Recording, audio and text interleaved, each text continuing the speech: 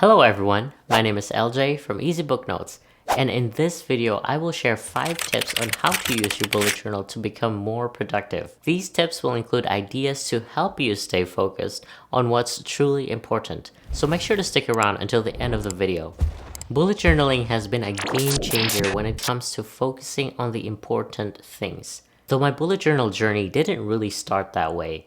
When I started bullet journaling, I tracked everything. Every single thing. I tracked the number of hours I slept. I tracked the glasses of water I drank. I did daily gratitude. I created a schedule planner for chores, debt snowballing, and habit tracker.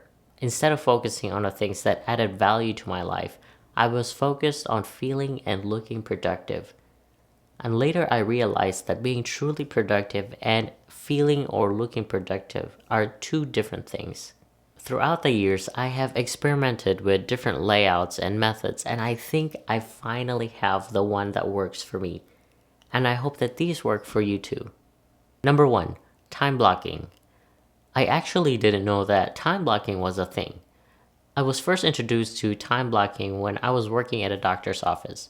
What they did was there's a certain time of the day that is blocked so that any acute cases or sick patient can be seen by the doctor immediately.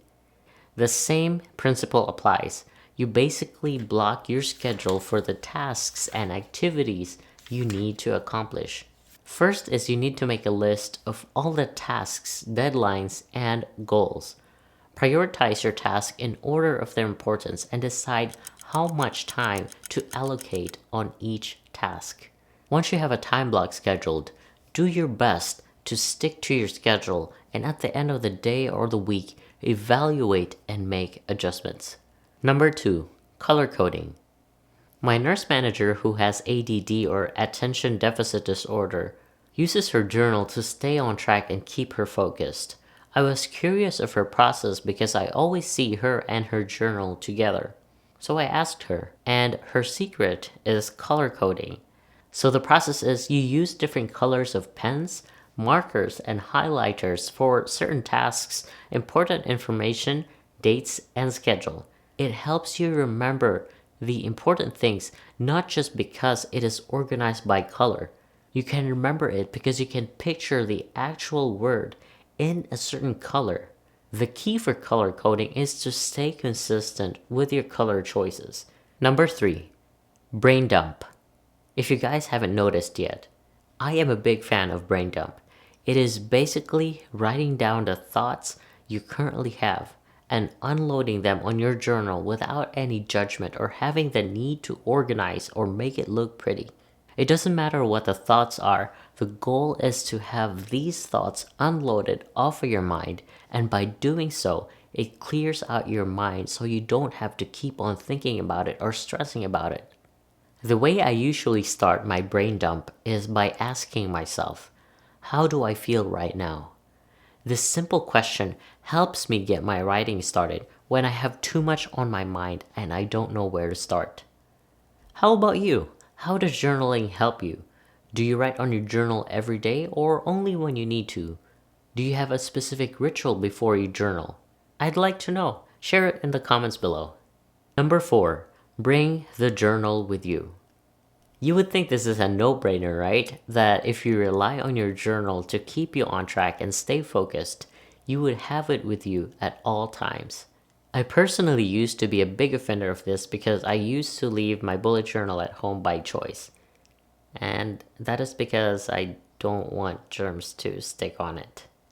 So the reason I started to bring my bullet journal with me is because when I have an idea and I don't write it down immediately, and I mean immediately, it's going to be gone.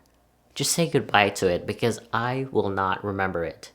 And this is why having your journal with you is so important, because when ideas come to you, whether at work, at home, or wherever you are, you can write it down immediately without the risk of forgetting it. Number 5, personalize your journal for you. There are hundreds of thousands, if not millions, of bullet journal inspiration on Pinterest, YouTube, and Instagram. When you're a beginner in the bullet journal method, it can get overwhelming. You're still trying to figure out how to navigate and use the system, and you see these inspirations and you want to use them all.